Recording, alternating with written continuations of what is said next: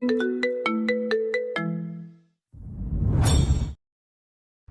ছেড়ে দেন আমাকে। না, ছাড়বো না। আগে বলো, বিয়ে করবে আমাকে? করবো না আপনাকে বিয়ে। আজকে তোমাকে ধর্ষণ করব, তারপর তুমি বিয়ে না করলেও সমস্যা নাই। কথাটা বলেই দেওয়ালের সাথে চেপে ধরে রিহাকে। রিহা ছটফট করতে থাকে ছোটার জন্য, কিন্তু এত শক্তির সাথে পেরে ওঠে না, বিসর্জন দিয়ে দেয় নিজেকে। প্রথমে ঠোঁটে বেশ জোরের সাথেই কিস করতে থাকে, তারপর আস্তে আস্তে ঘাড়ে একটা কিস করে, তারপর নেশাগ্রস্তের মতো পুরো শরীরটা দেখতে থাকে। রিহা কাঁদতে থাকে, কেউ শোনে না। সানভি তার কাজে ব্যস্ত। ভারী নিঃশ্বাসের শব্দে তার আরো একটু অন্যরকম লাগে। কাজ শেষে সানভি উঠে শার্টটা পড়তে পড়তে বলে, আই লাভ ইউ। হ্যাঁ, ধর্ষণ করলো সে। ইচ্ছার বিরুদ্ধে যৌনক্রিয়া করার নামই তো ধর্ষণ, তাই না? সানভি ধর্ষণ করলো রিহাকে। কেন করলো শুনবেন না? সেগুলো বলতে গেলে তো কয়েকটা পর্ব লেগে যাবে, তাই সংক্ষেপে এই পর্বেই বলে দিই। কলেজের প্রথম দিন সানভি একটা মেয়েকে দেখে চোখ আটকে গেছে। কিছুতেই চোখ সরাতে পারছে না। কেমন একটা মায়ায় বেঁধে গেছে তার চোখ। বুঝতে পারছে মেয়েটাকে। মেয়েটা তার দিকে তাকাতেই চোখ নামিয়ে নেয় সে। তারপর একসাথে ক্লাস করে। মেয়েটার খুব কাছে কাছে থাকে সে। কয়েকদিন পর প্রপোজ করে সে মেয়েটাকে। মেয়েটার নাম রিহা। দেখতে ভালো, স্মার্ট, আর কথা বলে খুব সুন্দর করে। আর সানভিও হ্যান্ডসাম, গুড লুকিং। অনেক মেয়েই পাগল তার জন্য। কিন্তু রিহাকে প্রপোজ করা মাত্রই, রিহা, তোমাকে প্রথম দেখায় আমার ভালো লেগে গেছে।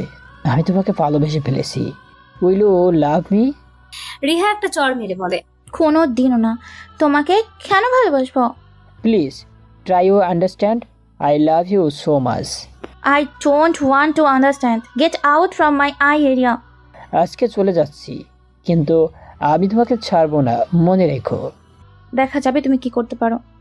দুজনই রাগে গজগজ করতে করতে চলে যায়। নীলিমার মনেও জেদ চেপে যায়। সে কিছুতেই সানভীর সাথে রিলেশনে যাবে না। আবার অপরদিকে সানভীর মনেও জেদ চেপে গেছে, সে রিহাকে সে বিয়ে করবে, আর কাউকে না। পরের দিন খুব ভোরে কলেজে যায় সে। গিয়ে বসে থাকে রাস্তার পাশে। রিহা আসতে একটা গোলাপ ফুল এগিয়ে দেয় সে।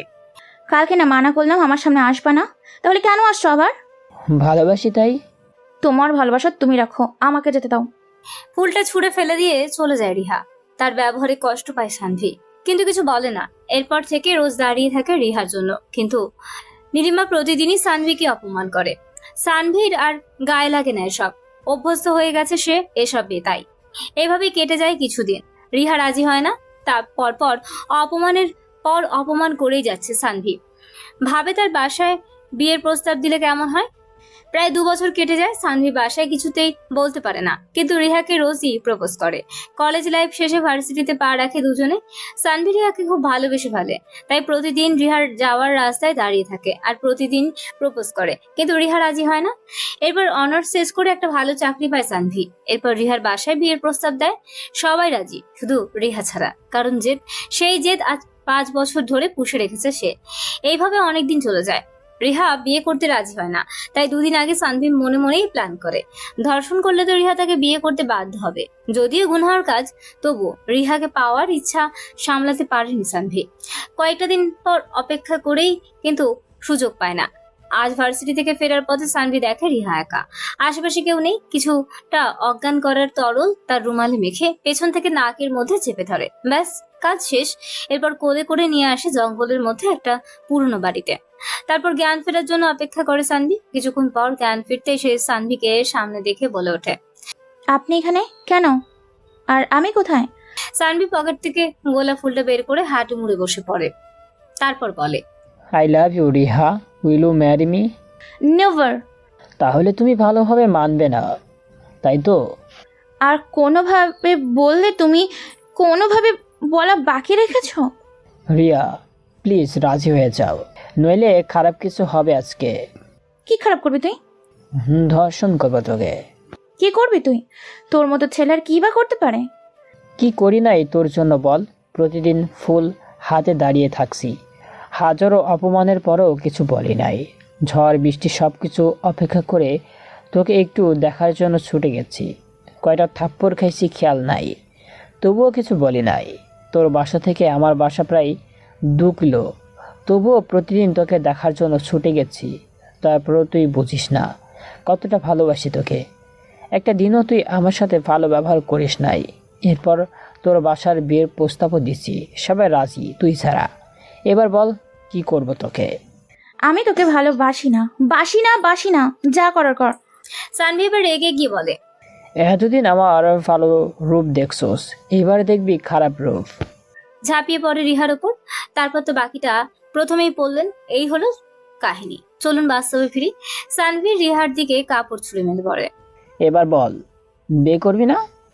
রিহা ডুকরে কেঁদে ওঠে। সানভি চুপচাপ রাখে। ওকে কাঁদতে দেখে কষ্ট হয় সানভির, কিন্তু ও কিছু বলে না। এই 5 বছর কম কষ্ট দেয়নি তাকে, সবগুলোর শোধ তুলবে সে। প্রতিশোধ। সানভির মাথায় একটাই কথা, প্রতিশোধের আগুন জ্বলতে থাকে তার মনে। রিহাকে ঘরে রেখে তার বন্ধু সিয়ামকে কল দেয় সে। সিহাম সব জানে ওদের সম্পর্কে, যে ধর্ষণ করবে সেটা ও জানতো না। সিয়াম ফোন ধরে। হ্যালো হ্যাঁ সানভি বল। দোস্ত, তোর ধানমন্ডির বাসাটা খালি আছে না? কিন্তু কেন? দরকার আছে, আমি আসতেছি রিয়াকে নিয়ে, তুই সব ঠিক কর। ওকে রাখ এখন। ওকে। ফোন রেখে রিহার দিকে তাকায়। শয়তানের মতো হাসে সানভি, নিজেকে তার সিংহ মনে হচ্ছে। আর রিহা মনে মনে বলছে, আজ ওকে বিয়ে করতে মেনে নিলে হয়তো বিয়ের আগেই ধর্ষণ হতে হতো না। কিন্তু এখন কি করবে ও? ছেলেটাও তো খারাপ না, কিন্তু হঠাৎ এসব চিন্তা কোথা থেকে আসলো ওর মাথায়? এসব ভাবতে ভাবতে আবারও কান্না চলে আসে তার। সামান্য জেদের জন্য আজ সে ধর্ষিতা। সানভীর এমন রূপ কখনো দেখেনি সে। সে তো শান্তশিষ্ট ভদ্র একটা ছেলে। জীবনে কতবার থাপ্পড় দিয়েছে রিহা, সে খেয়াল নেই তার। কিন্তু সত্যি ছেলেটা কোনোদিনও প্রতিবাদ করেনি। আর আজ সেই সানভি তাকে ধর্ষণ করলো। তার মেনে নিতে কষ্ট হচ্ছে ব্যাপারটা, মানতে পারছে না এটা তার সাথেই হয়েছে। এখন যদি সে তাকে বিয়ে না করে তাহলে সমাজে মুখ দেখাবে কিভাবে? সানভি বলে ওঠে। রুমালটা দিয়ে চোখটা মুছে ফেলো। রিহা কাঁপা কাঁপা হাতে রুমালটা নেয়। তারপর নাকের কাছে নিতেই আবারও অজ্ঞান হয়ে পড়ে যায়। জ্ঞান ফিরতেই আস্তে আস্তে করে চোখ খুলে সে খেয়াল করে অন্ধকার একটা রুমের মধ্যে বন্দি সে। চিৎকার করে ওঠে, help please, everyone help me. কেউ নাই, পুরো বাসা ফাঁকা। আর এটা বেডরুম, আর এই বাসার সবগুলো রুমই সাউন্ড প্রুফ। সারা জীবন চিৎকার করলেও বাইরে শব্দ যাবে না, তাই শুধু শুধু মেজাজ খারাপ করবা না। আমি বাসায় যাব। তাহলে বলো বিয়ে করবে আমাকে? ধর্ষণ করার পরও কেউ কাউকে বিয়ে করতে চাইবে এটা রিহার জানা ছিল না। অবাক দৃষ্টিতে তাকিয়ে থাকে সানভির দিকে। সানভি একটা সিগারেট ধরায়, কালো ধোঁয়ায় বিষাক্ত হয়ে যায় সানভির হৃৎপিণ্ড। তার মনেও শান্তি নাই, তার মনটা শুধু বারবার বলতেছে, কি করলাম এটা?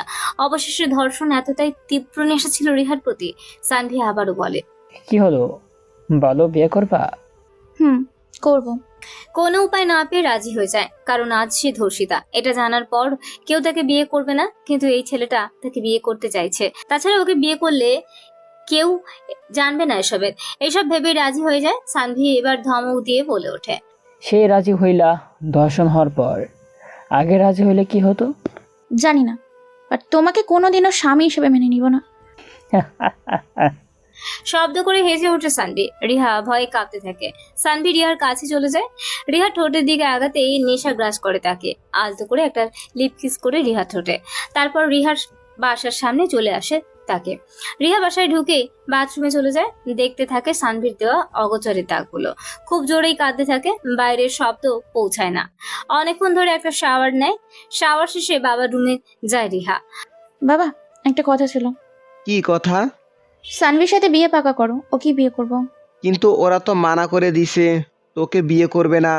তুই তো মানা করলা কতবার। বাবার কথা শুনে রিহার মাথায় আকাশ ভেঙে পড়ে। তবে কি বিয়ে করবে না সানভি তাকে? তবে কি মিথ্যা বললো সে তাকে? ভাবতে পারে না। আর রিহা যদি সে তাকে বিয়ে না করে তাহলে তো তার জীবন শেষ। রিহার ভাবতে পারে না, চুপচাপ তার রুমে চলে যায়। নানা ধরনের বাজে চিন্তা তার মাথায় ঘুরতে থাকে আর কাঁদতে থাকে। কাঁদতে কাঁদতে ঘুমিয়ে যায় রিহা। সানভি বাসায় গিয়ে তার বাবাকে বলে, বাবা, তুমি রিহার বাসায় ফোন দাও আরেকবার, এবার ওরা রাজি হবে শিওর। কেন, দেশে আর কোনো মেয়ে নাই ওর পিছনে লেগে থাকতে হবে? বাবা, এবার রাজি না হলে তুমি যাকে বলবে আমি তাকেই বিয়ে করব। সানভি বলে এই কথা কারণ সে জানে এবার আর মানা করতে পারবে না রিহা। আর সত্যিই তাই হলো। সানভির বাবা কল দিল। হ্যালো, হ্যাঁ বলুন। আমি আসলে ওই বিয়ের ব্যাপারে কথা বলতে চাইছিলাম। জি বলুন। আপনার মেয়েকে জিজ্ঞেস করুন সে রাজি কিনা। এটাই শেষবার, নইলে ছেলেকে অন্য কোথাও বিয়ে করাবো। পাশ থেকে রিহার সব শুনে বাবাকে ইশারায় বলে সে রাজি। জি সে রাজি। বাসায় চলে আসুন, বিয়ের দিন ঠিক করে ফেলি। রিহা তার রুমে গিয়ে ভাবতে থাকে সানভি সত্যি থেকে ভালোবাসে, নইলে কাউকে ধর্ষণ করেও তাকে বিয়ে করতে চাইতো না। সানভির জন্য রিহার মনে একটা জায়গা হয়ে গেছে, সেও কিছুটা ভালোবেসে ফেলেছে সানভিকে। বিয়েটা ভালোই ভালোই হয়ে যায়। এবার সানভি তার প্রতিশোধ নেওয়া শুরু করে। তার মনে প্রতিশোধের আগুন জ্বলছে। রিহা তার সাথে যেগুলো করেছে সেগুলোর প্রত্যেকটা প্রতিশোধ নিবে সে। আজ তাদের বাসরাত। রিহা খাটে বসে আছে। অনেক প্রতীক্ষার পর আজ সেই রাত, কিন্তু সানভি আসছে না কেন? রিহার কেন জানি অস্থির অস্থির লাগছে। সানভিকে সে মন থেকে মেনে নিয়েছে, ভুলে গেছে তার জেদ। ধর্ষণ হওয়ার পরও তাকে বিয়ে করেছে, সে কিভাবে তার উপর জেদ করে থাকা যায়? সানভি অনেক প্ল্যান করেছে আজকে রাতে কি কি করবে, কিচ্ছুই করবে না। সে মানে না তার স্ত্রী হিসেবে নীলিমাকে। ঘরে ঢুকেই দরজা বন্ধ করে দেয় সানভি, তারপর সিগারেট ধরায় একটা। রিহা উঠে সালাম করে সানভিকে। সানভি সরে যায়, তারপর বলে, আমি তোমাকে বউ হিসাবে মারি না, সো আমার থেকে দূর দূরে থাকবা। মানে? মানে যা তাই। আমি তোমাকে বউ হিসাবে মানি না। তোমার সাথে এক খাটে ঘুমাতে পারবো না আমি। কিন্তু আমাদের তো বিয়ে হয়েছে। আমি তোমাকে এখন ভালোবাসি, তাহলে তুমি কেন মানছো না? কারণ তুমি যেসব করছো আমার সাথে ওইগুলো তুমি ভুলতে পারো, আমি ভুলি নাই। রিহা চুপ হয়ে যায়, কিছু বলে না। কি বলবে সে? সত্যি তো কি না করেছে তার সাথে। একটা কথা আছে, সময় সবসময় সবার অনুকূলে থাকে না। কথাটা যে চিরন্তন সত্য সেটা জলজ্জান্ত প্রমাণ সে নিজে। সে কিছু বলে চুপচাপ শুয়ে পড়ে। সানভিও তার পাশেই ঘুমায়। হঠাৎ মাঝরাতে রিহা খেয়াল করলো তার ঠোঁটের ওপর কারো ঠোঁট দম বন্ধ হয়ে আসছে। তার ধাক্কা দিয়ে সরিয়ে দেয় সানভিকে, তারপর আবারও হাঁপাতে থাকে। সানভির মাথায় রাগ উঠে যায়, উঠে জোর করে বিছানার সাথে চেপে ধরে রিহাকে। আজ আর কোনো বাধা দিবে না রিহা। কেন দিবে বাধা? আজ তো সানভি তার স্বামী, বিয়ে হয়েছে তাদের। সানভি কানের লতিতে আলতো করে একটা কামড় দেয়। শিউরে ওঠে রিহা। নিজের ভারসাম্য হারিয়ে ফেলেছে, কিছুই জানে না কি হচ্ছে তার সাথে। রিহা সকালবেলায় ঘুম থেকে উঠে দেখে সানভি পাশে নেই। রিহা উঠে কাপড়টা ঠিক করে তারপর গোসল করতে যায়। দরজা খোলা পেয়ে বাথরুমে ঢুকে যায় সে, কিন্তু ভেতরে যে সানভি আছে সেটা সে দেখেইনি। সে হুট করে ঢুকে পড়ায় সানভি কিছুটা অপ্রস্তুত হয়, তবে নিজেকে সামলে নিয়ে বলে, নক করে ঢুকতে পারো না? যত সব। সরি, আমি ভাবছিলাম ভেতরে কেউ নাই, আসলে দরজা খোলা ছিল তো তাই। রিহা ঠোঁটে চাপা হাসি। সানভিকে এই অবস্থায় দেখে বেশ হাসি পাচ্ছে তার। রিহা বাইরে বের হয়ে আসে আর ভাবতে থাকে কাল রাতে সবকিছু কি তবে তার স্বপ্ন ছিল নাকি নাটক। যদি সত্যি হয় তাহলে আজকে আমার সাথে খারাপ ব্যবহার করতে পারতো না।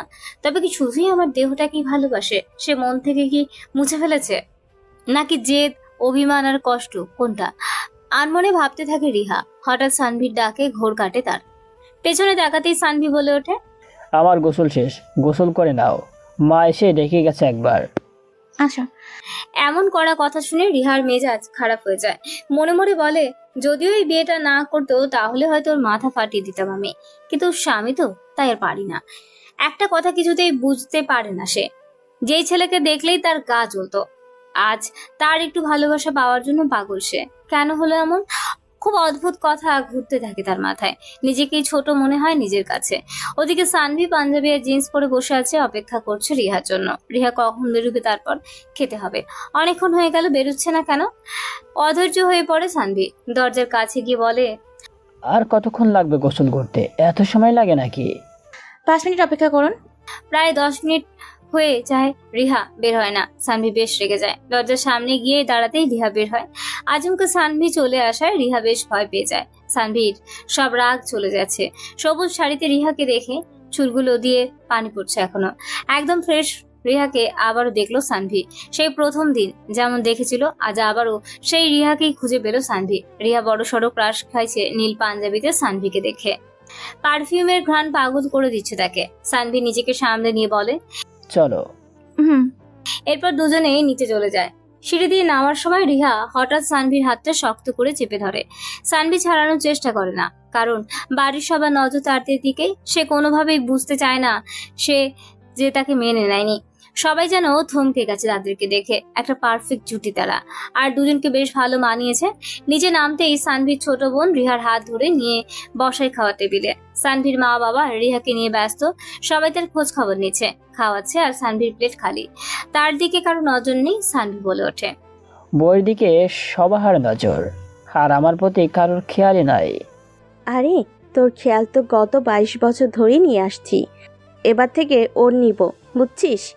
রিহা মুচকি হেসে ওঠে। সানভি চুপচাপ খেতে থাকে। বারবার কাশ খাচ্ছে সে, কিন্তু জেদটা আরো বেশি পরিমাণ চেপে গেছে তার। খাওয়া শেষ করে বাইরে বন্ধুদের সাথে আড্ডা দিতে যায় সানভি।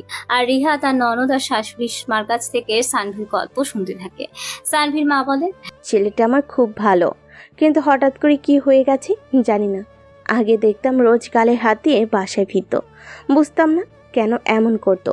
এভাবে চলতে চলতে হঠাৎ একদিন সানভি কেমন কঠোর হয়ে যায়, কারোর সাথে ঠিকমতো মিশে না, প্রয়োজন ছাড়া কথা বলে না। তুমি একটু ওকে দেখে রাখবা, আর কখনো কষ্ট দিবে না ওকে, কেমন?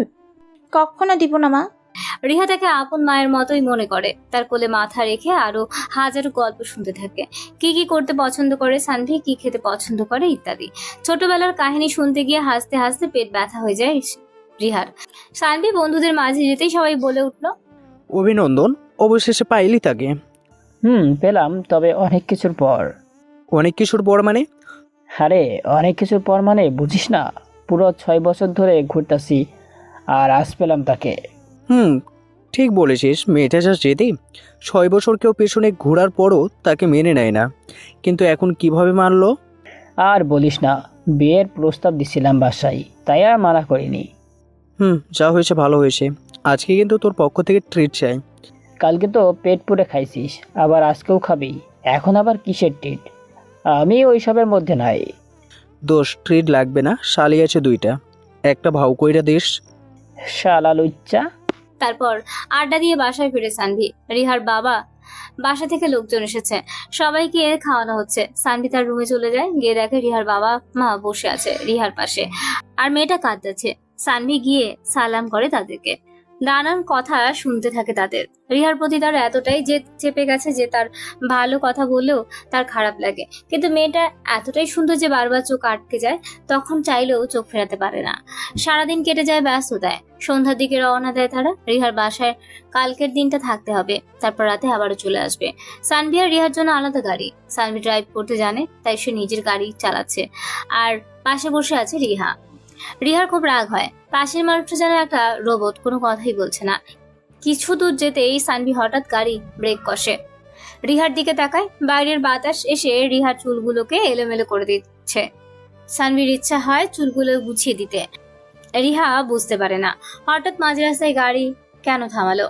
সানভি কেমন একটা দৃষ্টি নিয়ে রিহার দিকে তাকায়। রিহা ভয় পেয়ে যায়, এমন করে তাকাচ্ছে কেন ছেলেটা, না জানি আবার কি করে বসে। সানভি প্রায় 2 মিনিট রিহার ভয়ে চুপসে যাওয়া মুখটা দেখতে থাকে। রিহা সানভি বেরিয়ে যায় গাড়ি থেকে। রিহাকে গাড়িতে রেখে পাশের টঙে গিয়ে চা খেতে থাকে সানভি। রিহা মনে মনে বলে, এটা কি হলো?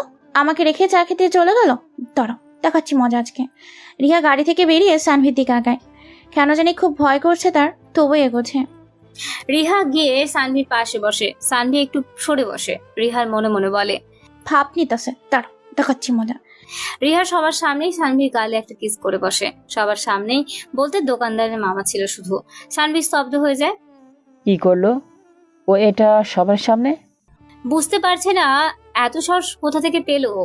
রাগে গা জ্বলছে সানভির, কিন্তু কিছু বলছে না। কি বলবে? সবার সামনে 2 দিনও বিয়ে হয়েছে, এখন সবার সামনে কিভাবে মারবে বা বকবে? সেও তো মানুষ। সানভি শুধু রিহার লাজুক হাসিটা দেখে। চলো। সানভি হাত ধরে টেনে নিয়ে গাড়িতে বসায় রিহাকে। তারপর গাড়ি চলতে থাকে। আজ কিছু বললো না সানভি, কিন্তু এর পরের কিছু করলে খারাপ হয়ে যাবে। সানভি গাড়িটা রিহার বাসার সামনে এনে দাঁড় করায়। তারপর গেট খুলে দিতেই বাড়ির ভেতরে নিয়ে যায়। দুজনে 2 দিক দিয়ে বেরোয়। রিহা গিয়ে সানভির হাত ধরে। সানভির সামনে তাকিয়ে হাসে। কি করবে এত মানুষের সামনে, বরং একটু অভিনয় করলে বেটার হবে। বাসায় ঢুকতেই শালিগুলো ঘিরে ধরে সানভিকে। রিহা কোনো মতে ভিড় ঠেলে বেরিয়ে যায়। সানভি একা হয়ে যায়। শালিগুলো সেই লেভেলের বজ্জাত, কেউ চিমটি কাটে তো কেউ পায়ের উপর এসে দাঁড়ায়। এক একজনের পায়ে ইয়া লম্বা লম্বা হিল, 2-3 হাত করে তো হবেই। সবার মাঝে অসহায় হয়ে গেছি। প্রায় 20 মিনিট পর সবকিছু শান্ত হলো। ভিতরে ঢুকলাম। রিহা আমাকে রুমে নিয়ে গেল। আমি গিয়ে বসলাম। রাত তখন 8টা প্রায়। ফ্রেশ হয়ে আসলাম। শাশুড়ি মা খাওয়ার জন্য ডেকে গেল। প্রায় 20 মিনিট পর দুজন একসাথে খেতে গেলাম। রিয়া সবসময় আমার হাত চেপে ধরে। ওদের বাসায়, তাই কিছু বলতেও পারি না। খেতে যায় দুজনে। সামনাসামনি বসে তারা নীলিমা এপাশে আর সানভি ওপাশে খাওয়ার মাঝখানে হঠাৎ সানভি খেয়াল করে ওর পায়ে কিছু ছোঁয়া লাগছে। সামনে তাকিয়ে দেখে রিয়া হাসতেছে। সানভি মনে মনে বলে, সব শোধ তুলবো, শুধু একটা রাতেরই তো ব্যাপার, কালকে বিকালে তো আবার চলেই যাব। রিহা মনে মনে বলে, এই একদিন জ্বালিয়ে মারবো তোমাকে। আমাকে তো চেনো না তুমি, মগের মূল লোক নাকি? হ্যাঁ, বিয়ে করবা আবার বউ হিসেবে মানবা না। আমি আমার অধিকার আদায় করে নিব। বেশ বিরক্তির সাথেই খাওয়া শেষ করে সানভি। তারপর নিজের রুমে চলে যায়। অনেক ক্লান্ত লাগছে, ঘুমানো দরকার। সেই সময় ওর বন্ধুরা রুমে আসলো। কিরে, তোরা এখানে কেন? তো কই যাব, ঘুমানোর জায়গা নাই। কেন, কি হয়েছে? তো শালিকাগুলো বের করে দিছে রুম থেকে, বলছে টাকা লাগবে 5,000, নইলে আজকে ঘুমাতেও দিবে না আর খেতেও দিবে না। কেমনটা লাগে বলতো? দোস্ত, ভালোই তো হয়েছে, সারা রাত আড্ডা দে যা। আরে ভাই, একটা রাত না ঘুমালে কিছুই হবে না। আর খাওয়া? ওদের আমার রুমে পাঠিয়ে দে, আমি বলে দিচ্ছি। ওকে, গেলাম। প্রায় 5 মিনিট পর সালিকা আসলো, সাথে শরবতের গ্লাস। সানভিকে দেখে বলল, ডাকছেন কেন বলেন? আমাদের আজকে সারা রাত জাগতে হবে, আপনার বন্ধুরা তো না খেয়ে আছে। আচ্ছা, কি চাও বলো? টাকা দেন 5,000। আমি 2,000 টাকা হাতে ধরিয়ে দিয়ে বললাম, রাতে ঘুমানোর দরকার নাই, শুধু খাবার দিবেন, ঝাল বেশি দিয়ে, আর শরবতে যেন মরিচের গুঁড়া থাকে। সে কি দুলা ভাই, আপনি বাঁচানোর বদলে আরো মেরে ফেলার প্ল্যান করছেন? চিন্তার বিষয়। তোমাকে যা বলছি তাই করো। আচ্ছা ধরেন, এটা খেয়ে নেন। বলেই শরবতের গ্লাসটা আমার দিকে এগিয়ে দিল। আমি গ্লাসটা শেষ করে রাখতে যাব, দেখি কেউ নাই, মানে পালাইছে। কিন্তু কেন? হঠাৎ খেয়াল করলাম আমার মুখের ভিতর আগুন জ্বলতাছে। মানে শরবতের মরিচ গুঁড়া দেওয়া ছিল, পানি পাচ্ছি না কোথাও। আমার মুখ দিয়ে মনে হচ্ছে ধোঁয়া বেরাবে। এমন সময় সামনে দেখি রিহা। তার লাল ঠোঁটের দিকে চোখ পড়তেই মনে হলো মিষ্টি জাতীয় কিছু হবে হয়তো। তখন আসলে কোনো কিছু হুঁশ ছিল না। আমি আসলে ঝাল কম খাই, তার উপর এই অবস্থা। নিজের ভারসাম্য হারিয়ে ফেলেছি আমি। সানভি আকৃষ্ট হয়ে পড়লাম তার লাল ঠোঁটের প্রতি। হঠাৎ করে কিস করে বসে। প্রায় 2 মিনিট পর রিহা নিজেকে ছাড়িয়ে নিল। ঝালটা কমে গেছে, কিন্তু সানভি সামনে তাকিয়ে দেখে রিহা কেমন জানি করছে, মনে হয় ঝাল লেগে গেছে। ঝালযুক্ত কিস। রিহা কেমন একটা রাগী ভাব নিয়ে তাকালো আমার দিকে। তাতে কি সানভির কি যায় আসে? সানভির খুব জানতে ইচ্ছে হচ্ছে ওই বজ্জাত বন্ধুগুলোর কি খবর। আর আপনাদের বলে রাখি, ওদেরকে যে 2,000 টাকা দিচ্ছে তা নকল টাকা, কার্ডের মতো, তবে অন্ধকারে টাকা মনে হয়। মেয়ে মানুষ তো, বোকা বানানো খুব সহজ। এইসব কিছু ভাবতেছি, সানভি হঠাৎ রিহাকে জড়িয়ে ধরলো তাকে। মেয়েটা কাঁদতেছে খেয়াল করলো সানভি। কি করবে সে বুঝতে পারে না, নিজেকে ছাড়িয়ে নিতেও পারে না, আর না পারে জড়িয়ে ধরতে। তবে সেটা অনুভব করতেছে, তার ভিতরটা কেন জানি জড়িয়ে যাচ্ছে। যেই জিনিসটা একদিন সানভির একটা স্বপ্ন ছিল মাত্র, সেটা আজ বাস্তব। সানভি ওভাবে দাঁড়িয়ে থাকে। রিহা বলে, একটু ছাদে নিয়ে যাবা? ছাদে কেন যাবো এত রাতে? চলো না সানভি প্লিজ। এত রাতে ছাদে কেন যাব? চাঁদ দেখবো। সানভি মনে মনে বলে, চাঁদ তো আমার সামনেই দাঁড়িয়ে আছে, আর ছাদে দেওয়ার দরকার কি? তবে সানভির মনে জেদ চেপেছে, কিছুতেই সে আর প্রকাশ করবে না সে ভালোবাসে তাকে। সানভি ছাদের দিকে বাবারে। রিহা বলে, একটু কোলে করে নাও না, হাঁটতে ইচ্ছে করতেছে না। সানভি চুপচাপ কোলে তুলে নেয় রিহাকে। রিহা কোলে থাকা অবস্থায় সানভির গালে একটা চুমু দেয়। সানভি শুধু দেখছে কি কি করতে পারে রিহা। বাধা দিবে না এই একটা দিন। ছাদে গিয়ে নামিয়ে দেয় রিহাকে। সানভি ছাদের এক কোণে গিয়ে একটা সিগারেট ধরায়। 2 টান দিতে রিহা সিগারেটটা ফেলে দেয়। সানভি শুধু অবাক হয়ে দেখে, একটা দিনই তো, তারপর সব ঠিক। রিহা বলে ওঠে, আমি ওই পড়ে যাওয়া ছোট কিস করতে পারবো না। তো আমি কি করব? কি করবে মানে? সিগারেট খাবা না? 100 বার খাবো, আমার ইচ্ছা। কেন খাবা? তুমি তো ভালো ছেলে। একজন ধর্ষক কখনো ভালো লোক হতে পারে না। তুমি ধর্ষক না, তুমি আমার স্বামী এখন। তুমি তো বাধ্য হয়ে বিয়েটা করেছো। আমি যদি ওটা না করতাম, তুমি জীবনেও আমাকে বিয়ে করতে না। রিহা চুপ করে যায়। কি বলবে? সত্য সত্য সানভিকে সে দেখতেই পারতো না কেন জানি, কিন্তু ছেলেটার মাঝে খারাপ কোনো দোষ ছিল না। আর সানভি প্রায় ভিতরে থেকে মরে যাচ্ছে, অনুতাপের আগুনে পুড়ছে সে প্রতিনিয়ত। ধর্ষণ করেছে সে, এটা না করলেও পারতো, বিয়ে না করলেও করতাম, না বিয়ে হাজারো লোক আছে যারা বিয়ে করছে না, তাদের মতো আমিও না হয় থাকতাম। কিন্তু কেন করলাম কাজটা, আমি কিভাবে করলাম? মনে মনে ভাবে সানভি। মনে পড়ে যায় সে ভেবেছিল রাত হলে প্রতিদিনই রাতে তারা গুনবে, সানভি রিহার কোলে মাথা রাখবো, তারপর কপালে ভালোবাসার পরশ এঁকে দিবে, ভালোবাসার চাদরে জড়িয়ে নিবে একে অপরকে, এক প্লেটে খাবার খেত। কিন্তু বিয়েটা বাস্তবে হলেও বাকি সবকিছু অপূর্ণ থেকে যাবে, কারণ সে ধর্ষক। সানভির চোখ দিয়ে পানি বের হয়ে আসে অন্ধকারেও, কেউ দেখে না সেই পানি। হঠাৎ পেছনে কারোর ডাকে ঘোর কাটে সানভির। শালিগুলো আবারও এসেছে, ঝটপট চোখটা মুছে ফেলে সে। রিহাও এতক্ষণ অন্যমনস্ক ছিল, এবার বাস্তবে ফিরল। সানভির তাকিয়ে দেখে বন্ধুগুলার নিচে দৌড়াদৌড়ি করতেছে। কি হয়েছে ওদের? ভাবতেই মনে পড়ে ওদের তো ঝাল বেশি করে দিয়ে খাওয়ানোর কথা ছিল। অমনি দৌড়ে নিচে নামলো সানভি। ওরা সানভিকে দেখে বলল, শালা তুই এটা কি করলি? এত ঝাল আমরা বাপের জীবনও খাই নাই। সানভি না বোঝার ভান করে বলল, শালা এত ঝাল দিতে বলছিস কেন? কি করলাম আমি? আচ্ছা দাঁড়াও, আমি মিষ্টি আনতেছি। সানভি দৌড়ে গিয়ে নীলিমার কাছে। নীলিমা তখনও ছাদে দাঁড়িয়ে অন্যমনস্ক ভাবে দাঁড়িয়ে আছে। তারপর বলল, একটু মিষ্টি হবে? নীলিমা সানভির কাছে চলে আসলো। আমি এই মিষ্টির কথা বলি নাই। মিষ্টি চেনো না? ওইগুলো দাও। নীলিমা লজ্জা পেয়ে রুমে চলে গেল। সে ভেবেছিল আবারও ঝাল লাগছে, তাই মিষ্টি চাইছে। কিছুক্ষণ পর মিষ্টির প্যাকেট হাতে ছাদে আসলো নীলিমা। তারপর সানভির হাতে দিয়ে বলল, মিষ্টি দিয়ে কি করবা? নিচে তাকাও, বুঝতে পারবে। বলে সানভি চলে গেল। নীলিমা নিচে তাকাতেই হেসে ওঠে। পুরো একটা কমেডি। হি হি। সানভি নিচে যাওয়ার সময় দেখা হয়ে যায় তার শালিদের সাথে। নিহা বলে ওঠে, দুলা ভাই, ঝাল একটু বেশিই দিছিলাম। তাই বলে এত? আরে আপনি দুলা ভাই মানুষ, একটু দিতে বলছেন, আমরা বেশি বেশি দিয়ে দিছি। বলে হেসে উঠে নিহা। আর তার বান্ধবীগুলো। সানভি বলে, শালিকা, এত খুশি হওয়ার কিচ্ছু নাই।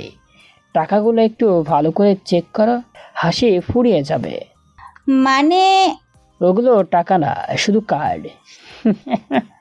সানভি বিজয়ের হাসি দিয়ে বেরিয়ে যায়। নিহা টাকাগুলো চেক করে দেখে সত্যিই তো তাই। খুব রাগ হয় তার। বান্ধবীদের সাথে কথা বলে কিভাবে দুলাভাইকে জব্দ করা যায়। তারপর একটা বুদ্ধি বের করে, সানভিকে ল্যাং মেরে ফেলে দিবে। তারপর পকেট থেকে মানিব্যাগটা নিয়ে দৌড়। তখনই বুঝবে কেমন লাগে। সানভি দৌড়ে বন্ধুদের কাছে গিয়ে মিষ্টি খাওয়ায়। তারপর চলে আসে, গিয়ে রুমে বসে। তখনই নীলিমা আসে। সানভি চুপচাপ বসে থাকে। হঠাৎ ফোনটা বেজে ওঠে। হ্যালো দোস্ত একটু ছাদে আয়। এখন আবার ছাদে কেন? কথা আছে, আয় একটু। সানভি ছাদে যায়। গিয়ে দেখে সিয়াম দাঁড়িয়ে আছে। কিরে, ডাকলি কেন? দোস্ত একটা হেল্প লাগবো। কি হেল্প বলো? হেল্পটা খুবই কঠিন একটা কাজ আমার জন্য, তবে তোর জন্য খুব সহজ। দোস্ত প্লিজ বল, কাজটা করবি তুই? আরে বলবি তো, কি হেল্প? দোস্ত আমি প্রেমে পড়েছি। কস কি? তুই কার প্রেমে পড়ছিস? তোর শালির প্রেমে, মানে নিহার প্রেমে। কি? সত্যি দোস্ত, একটু নাম্বারটা জোগাড় করে দে প্লিজ। আমি এসবের মধ্যে নাই। নীলিমার ব্যাপারে আমি কতটা হেল্প করেছি ভুলে গেলি? আচ্ছা যা, লাগবো না। আচ্ছা দেখি কি করতে পারি। থ্যাংক ইউ দোস্ত। আচ্ছা আচ্ছা, এখন ভাই, যে শালা ভাবি ওয়েট করতেছি। ওকে। সিয়াম চলে যাওয়ার পর সানভি সিগারেট ধরায়। সিগারেট শেষ করার পর কিছুক্ষণ বসে থাকে সানভি। তারপর আসার পথে শালিকাগুলোকে দেখে আড়াল থেকে তাকে নিহা ভাবে এই সুযোগ একবার ফেলে দিবে ব্যাটা দুলাভাইকে। আমার সাথে বাঙ্গা নেওয়া, এবার তাকে হাড়ে হাড়ে টের পাবে নিহাকে। সানভি অন্যমনস্ক ভাবে হেঁটে চলেছে। চারপাশে কি ঘটেছে সে খেয়াল নেই তার। নিহার খুব কাছে চলে আসছে। সে বুঝতেও পারেনি। নিহা আড়াল থেকে পা বাড়ি দিতে সানভি কিছু একটার সাথে আটকে গিয়ে হোঁচট খায়, কিন্তু সে ব্যথা পেল না। তাহলে কি হলো তার? হঠাৎ খেয়াল করলো নীলিমা তাকে ধরতে নিয়ে নিজেই পড়ে গেছে, আর সানভি তার উপর। নীলিমার মুখে মুচকি হাসি। যদিও পায়ে বেশ ব্যথা পেয়েছে, তারপরও সে খুশি। ওদিকে নিহা নীলিমাকে দেখেই পালাইছে। সানভির খেয়ালও নাই যে সে একজনের উপর পড়ে আছে। তার সব মনোযোগ একটা ঠোঁটের উপর, লাল একটা গোলাপি পাপড়ির উপর নজর পড়ে গেছে। কিছুতেই চোখ ফেরাতে পারছে না সে। নীলিমার চোখ বন্ধ করে আছে। সে আন্দাজ করতে পারে এখন কি হতে চলেছে। তবে সানভি সবকিছু ভুল প্রমাণ করে নিজেকে সংযত করে উঠে দাঁড়ায়। নীলিমা এতক্ষণ পর চোখ খুললো। সানভি কিস করলো না এটা ভেবেও সে একটু অবাক হলো। তারপর সে উঠবার চেষ্টা করলো, কিন্তু ব্যর্থ। পায়ে খুব ব্যথা পেয়েছে, উঠে দাঁড়াতে পারছে না। ব্যাপারটা চোখ এড়ায় না সানভীর। চুপচাপ কোলে তুলে নেয় নীলিমাকে। নীলিমা সানভীর কাঁধে হাত দিয়ে শক্ত করে চেপে ধরে রাখে। সানভি হেঁটে চলেছে আর মনে মনে বলছে, আটার বস্তা এত ভারী কেন? এমনিতেই তো চিকন, তাহলে এত ভারী কেন? আর নীলিমা ভাবে লিপকিসের চাইতে আমাকে যে এইভাবে নিয়ে যাচ্ছে এটাই বেশি আনন্দের। মনে মনে ধন্যবাদ দেয় নিহাকে। প্রথমে ভাবছিল বকা দিবে, কিন্তু এরকমটা কিছু হয়ে যাবে ভাবতেও পারেনি। সানভি নীলিমাকে কোলে করে রুমে এনে নামিয়ে দেয়। নীলিমা চুপচাপ শুয়ে থাকে, সানভিও চুপ। সানভির পাশে গিয়ে শুয়ে পড়ে। পরের দিন সকালে সানভির ঘুম ভাঙে অনেক আগে। নীলিমা তখনও ঘুমাচ্ছে। সানভি অপলক দৃষ্টিতে দেখতে থাকে নীলিমাকে। মন ভরে দেখে তার মায়াবী মুখটা। সানভি ভাবতেই পারে না এমন একটা মেয়েকে সে কষ্ট দিচ্ছে। নিজেই অবাক হয়। সানভি ভাবতে থাকে পুরনো কথা। মনে মনে বলে সেই দিনগুলোই ভালোই ছিল, যখন থাপ্পড় খেয়ে বাসায় ফিরতাম, রাত হলে লুকিয়ে লুকিয়ে তোলা ছবিটা দেখে আবারও সব ভুলে ঘুমিয়ে যেতাম। খুব ইচ্ছে হতো মেয়েটার গা স্পর্শ করতে, একটু আদর করতে, কিন্তু সে পারছে না। এইভাবেই ভাবতেই থাকে। হঠাৎ নীলিমার ঘুম ভেঙে যায়। সানভির সেদিকে খেয়াল নেই। নীলিমা আর চোখে দেখে সানভি তাকিয়ে আছে তার দিকে, কিন্তু কিছু বলছে না। হঠাৎ দুজনের চোখে চোখ পড়ে যায়। সানভি চোখ নামিয়ে নেয়, তারপর আবারও ঘুমিয়ে পড়ে। নীলিমা বুঝতে পারে না সানভি আসলে কি চায়, তাকে চায় নাকি অন্য কিছু। আর ভালো লাগে না তার, সেও ঘুমিয়ে পড়ে। সকাল 8টা বেজে গেছে, দুজনেই ঘুমাচ্ছে। ঘুমের মধ্যে কখন যে নীলিমা সানভিকে জড়িয়ে ধরেছে নিজেও জানে না। সানভির অবশ্য বুঝতে পেরেছে ব্যাপারটা, শীত লাগছিল আর ঘুমের মধ্যে ধরেছে, তাই কিছু বলেনি। তারও খুব ইচ্ছে ছিল বউকে জড়িয়ে ধরে ঘুমাবে, কিন্তু কি আর করার, নিজের মনকেই বোঝাতে পারছে না সে।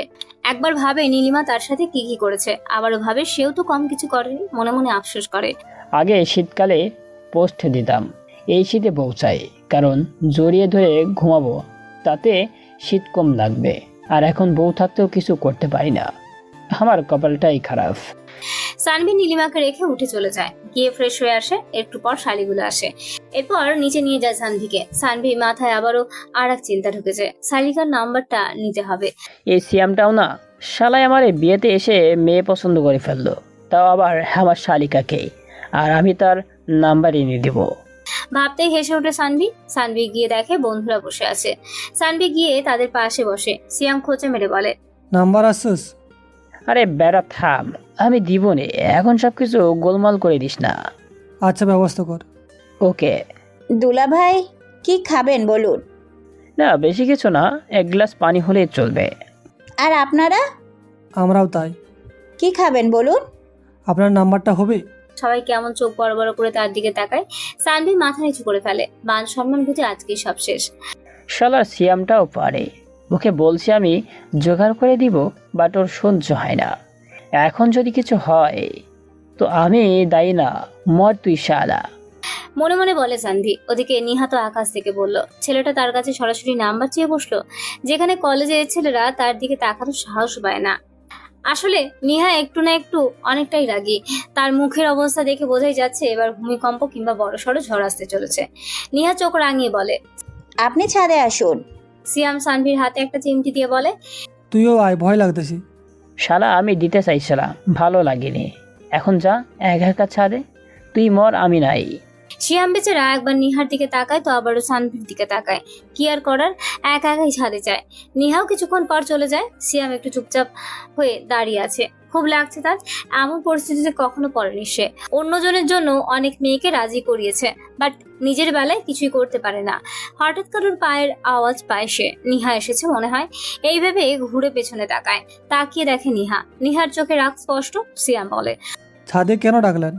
নাম্বার নেবেন না? তাই ওখানে দিলে তো আপনার বন্ধুরা জেনে যেত, তাই ডাকলাম। তাও ঠিক। বোকামার্কা একটা হাসি দেয় সে। নিহার বেশ রাগ হয়। তার হাসি দেখে এমনিতেই মাথা গরম হয়ে আছে তার। চিৎকার করে বলে ওঠে সে, ওই ছেলে, আমার নাম্বার চাওয়ার সাহস কোথায় পেলেন? আবার হাসেন। চিৎকার করে বলে ওঠে, সরি।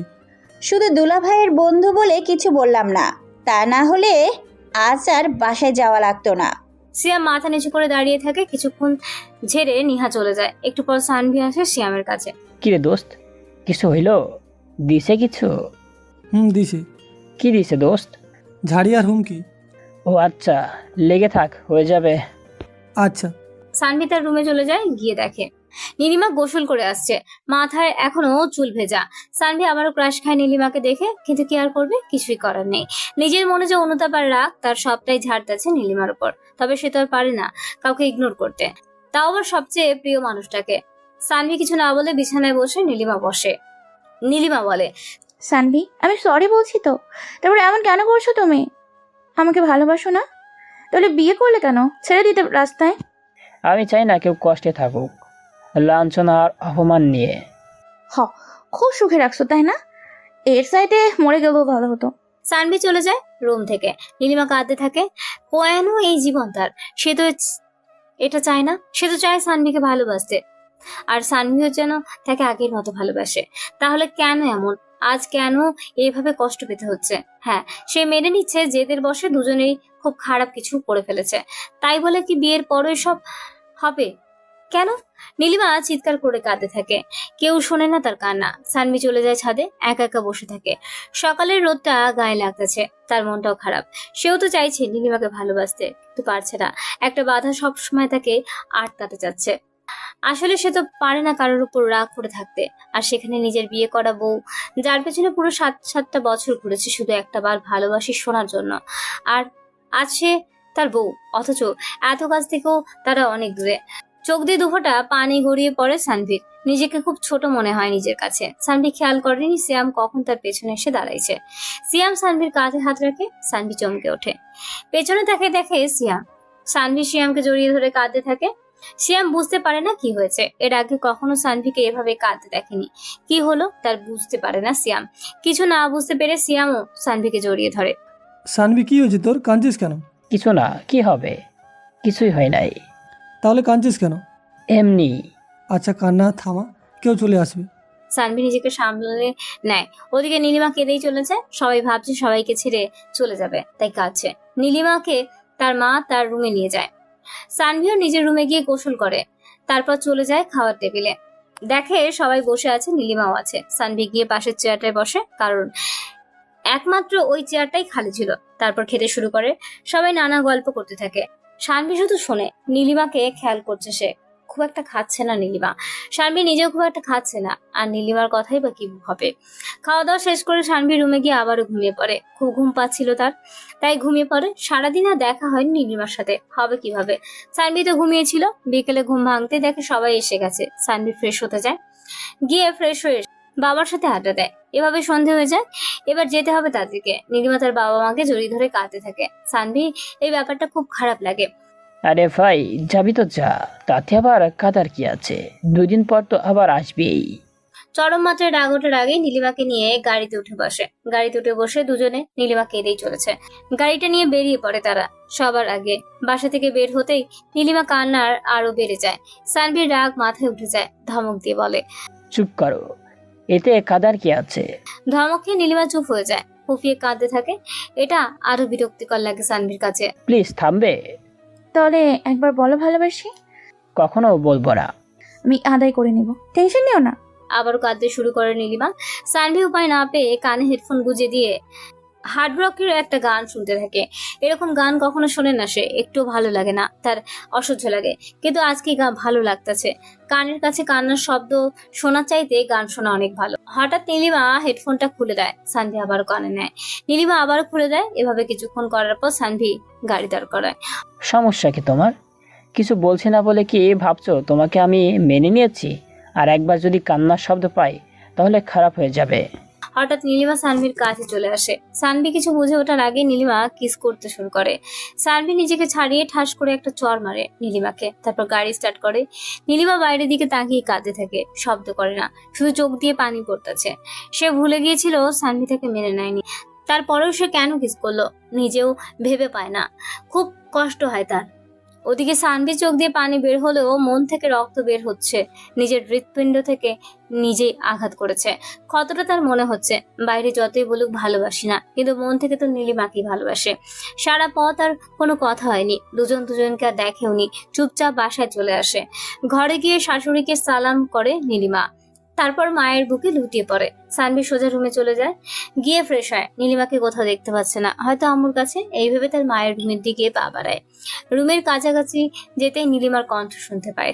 সানভি আরেকটু এগিয়ে যায়। এবার স্পষ্ট বুঝে যাচ্ছে কি বলছে তারা। সানভি শুনতে পায়, সানভি অনেক ভালো মা। ওকে তো সেই 7 বছর আগে থেকেই চিনি। ওকে কোনোদিনই আমি কোনো মেয়ের সাথে কথা বলতেও দেখিনি, আর ঝগড়া তো হয়ই নি। সানভি এতটুকু শুনেই চলে যায়। রুমে গিয়ে ভাবতে থাকে এবার কি মেনে নেওয়া উচিত। আবার মনে হয় 7টা বছর কষ্ট দিয়েছে আমাকে, আর মাত্র 3 দিন হলো, কেবল এখনই এত পরিবর্তন কেন আমার মনে? না, আমাকে আরো শক্ত হতে হবে। রাত তখন প্রায় 8টা। সিয়াম বাসায় গিয়ে ব্যাগটা রাখে, তারপর জিনিসপত্রগুলো বের করে ব্যাগ থেকে। সিয়ামের মনটা খারাপ। নিহা সেরকম ঝাড়ি দিয়েছে, আর নাম্বার তো দেয়নি। অন্তত নাম্বারটা পেলে ভালো হতো, লেগে থাকতে পারতো। এইগুলো ভাবতে ভাবতে ব্যাগ থেকে জিনিসগুলো বের করে। হঠাৎ একটা চিরকুট দেখতে পায় ব্যাগের ভিতর। চিরকুটটা বের করে পড়তে থাকে সিয়াম। গাধা কোথাকার, নাম্বার কেউ ওইভাবে চায়? একটু স্টাইলিশ ভাবেও তো বলতে পারেন না। কালকে আমার কলেজের সামনে আসবা, বয়ফ্রেন্ডের সাথে পরিচয় করিয়ে দিব। হতাশ হয়ে চিঠিটা রেখে দেয় সিয়াম। প্রথমে ভেবেছিল নাম্বারটা নিচে দেওয়া আছে, পুরোটা পড়ে দেখে বয়ফ্রেন্ডের সাথে দেখা করিয়ে দিবে। শালার প্রেম করার আগে ছাকা খেয়ে গেলাম, আমাদের আর কিচ্ছু হবে না। তবে মেয়েটা ভালোই ছিল, এইসব ভাবে সিয়াম। কালকে সে কলেজে যাবে, চিন্তা করে অন্তত ওদের পক্ষ হতে ট্রিট তো পাবে। ক্রাশের বয়ফ্রেন্ড ট্রিট দিবে, ছ্যাঁকা পার্টি হিসেবে হলে তো যেতেই হবে। সিয়াম বিছানায় গা এলিয়ে দিতে ঘুমিয়ে পড়ে।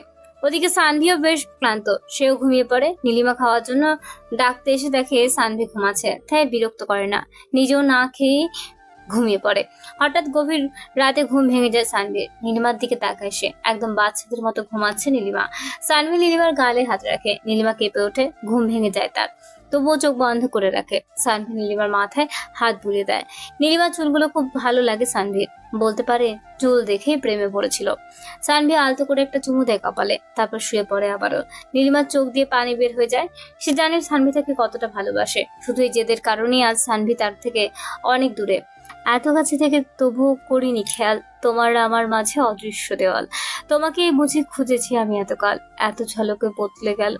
পরের দিন নীলিমা ঘুম থেকে উঠে সানভির গালে একটা কিস করে গোসল করতে চলে যায়। সানভি তখনও ঘুমাচ্ছে। নীলিমা গোসল করে রুমে এসে দেখে সানভি এখনো ঘুমাচ্ছে। গতকাল রাতের কথা সব ভুলে যায় সে। সানভি যে তাকে চর মেরেছে সেটা যেন একটা স্বপ্ন ছিল, এমন একটা ভাব অবশ্যই মনে রাখারও কথা নয়। সানভিকেও তো কত চর মারছে, তার কোনো হিসেব নেই। চর খাওয়ার পর বাচ্চাদের মতো করে গালে হাত দিয়ে দাঁড়িয়ে থাকার দৃশ্যটা মনে পড়তেই হেসে ওঠে নীলিমা। রান্নাঘরে চলে যায় সে, গিয়ে দেখে শাশুড়িমা রান্না করতেছে। সে ছুটে গিয়ে সরিয়ে দেয় তাকে। মা, আপনি কেন কাজ করছেন? আর করবেন না সব, এখন থেকে আমি করব সব কাজ। মা, আপনি আছেন তো, শিখে নিব, শুধু একটু একটু দেখিয়ে দিন। মা, আপনি দেখিয়ে দিন, আমি রান্না করি। দুজনে মিলে রান্না করে। রান্না শেষে এসে দেখে সানভি এখনো ঘুমিয়ে আছে। সেই রাগ হয় নীলিমার। গ্লাসে পানি নিয়ে আসে। মনের ভিতর দুষ্টুমি কাজ করছে তার। একবার ভাবতেছে করবে, আবার ভাবে করবে না। শেষমেশ ঠিক করে একটু মজা করা যাক। সানভির লুঙ্গির উপরে কিছুটা পানি ঢেলে দেয় নীলিমা, তারপর ডাকতে থাকে সানভিকে। এই ওঠো না সানভি। কি হয়েছে? এগুলো কি? কোনগুলো কি? তোমার লুঙ্গি ভিজে কেন? মানে কই, কি কোথায় ভিজা? এই তুমি বিছানায় ইয়া করো নাই তো আবার? বলেই মুখ লুকিয়ে হাসে। সানভি বোকার মতো তাকিয়ে থাকে, বুঝতে পারে না কি হইল এটা। আস্তে করে বলে, আমি তো কিছুই করি নাই। তাহলে তাহলে কিছুই না, আমি পানি ঢেলে দিছি। ঘুম থেকে উঠতে তো দেরি হয় কেন? বলেই দৌড় দেয়, কিন্তু এগোতে পারে না। সানভির হাতটা ধরে ফেলে, তারপর এক ঝটকায় ফেলে দেয় বিছানার উপর। তারপর বাকি পানিটুকু গ্লাস থেকে নীলিমার উপর ঢেলে দিয়ে চলে যায় সানভি। নীলিমা বুঝতে পারলো না সে কি এটা রাগ করলো নাকি ভালোবাসে। যাই করুক না কেন, তাতে আমার কি? এখন আমাকে আবার কাপড় চেঞ্জ করতে হবে। ধুর, সানভি নিজেও জানে না কেন করলো এটা। নীলিমা ড্রেস চেঞ্জ করতে থাকে আর সানভি গোসল করে। ওদিকে সিয়াম বেচারার অবস্থা খুবই করুণ, কান্নাকাটি করে অবস্থা শেষ করে ফেলেছে। ছ্যাঁকা ট্রিট খাবে আজকে। সকাল সকাল গোসল করে পারফিউম মেরে জেল দেয় চুলে, তারপর হেয়ার স্প্রে মেরে বের হয় সিয়াম। পকেটে টাকা নেয় না খুব একটা, ডেটিং এ গেলে না হয় টাকা নেওয়া যেত, কিন্তু যাবে তো ছ্যাঁকা বাটিতে। বাইক নিয়ে বেরিয়ে যায় সিয়াম। নিহা অপেক্ষা করছে অনেকক্ষণ ধরে। এমন সময় সিয়াম গিয়ে দাঁড়ায় নিহার সামনে। নিহা বাইকে উঠে। সিয়াম প্রশ্ন করে, তুমি একা কেন? বয়ফ্রেন্ড কই? আর বাইকে কেন উঠলা? বয়ফ্রেন্ড দেখলে মাইন্ড করবে তো? না, মাইন্ড করবেন না, ও তো রেস্টুরেন্টেই থাকবে। আচ্ছা চলো। সিয়ামের রাগ হলো বেশ, জোরে একটা ব্রেক কষে সে। বয়ফ্রেন্ড থাকা সত্ত্বেও আরেকজনের বাইকে উঠে মজা দেখাবো আজকে, সিয়াম মনে মনে বলে। সারা রাস্তা ব্রেক কষতে কষতে যায় সিয়াম। রেস্টুরেন্টের সামনে এসে থামে। মনে মনে বেশ খুশি হয় সিয়াম। যাক, খাওয়া দাওয়া ভালোই হবে। নিহা আগে ঢুকে একটা চেয়ারে বসে। সিয়ামকে দেখে সেও নাই সেখানে। সিয়ামও ঢুকে চেয়ারে এসে বসে। কই তোমার বয়ফ্রেন্ড? রাস্তায় আসতেছি। এই তুমি আসার আগে বলছো ও রেস্টুরেন্টে বসে আছে? না মানে আমার বয়ফ্রেন্ড নাই। কি? জি। শিয়াম বুঝতে পারে আজকে তার খবর আছে, আজকে সব টাকা তার পকেট থেকেই খসাবে। আর তার চাইতে ভালো বিদায় নিয়ে চলে যায়। শিয়াম উঠে চুপি চুপি বাইরের দিকে নিয়ে যায়। নিহা ডাক দিয়ে বলে, ওই ছেলে, ওই কই যাও? কোথাও না, এখানেই গরম লাগছিল তো তাই বাইরে আসলাম। এসি চলতেছে ভিতরে আর তুমি বলো গরম। ও সরি, মিথ্যা বলা কি দরকার ছিল? মিথ্যে না বললে তো পকেট ভর্তি টাকা নিয়ে আসতা ডেটিং করার জন্য, তাই বলি নাই। মানে? মানে আমি জানি মিস্টার সিয়ামের পকেটে টাকা নাই, ট্রিট খেতে চলে আসছে, গার্লফ্রেন্ডের বয়ফ্রেন্ডের ট্রিট দিবে। মানে? মানে বুঝো না কিছু? মানে আই লাভ ইউ। সিয়ামের চোখে অন্ধকার দেখাচ্ছে। একদিনেই প্রেম, শিয়ামের বিশ্বাসই হচ্ছে না ব্যাপারটা।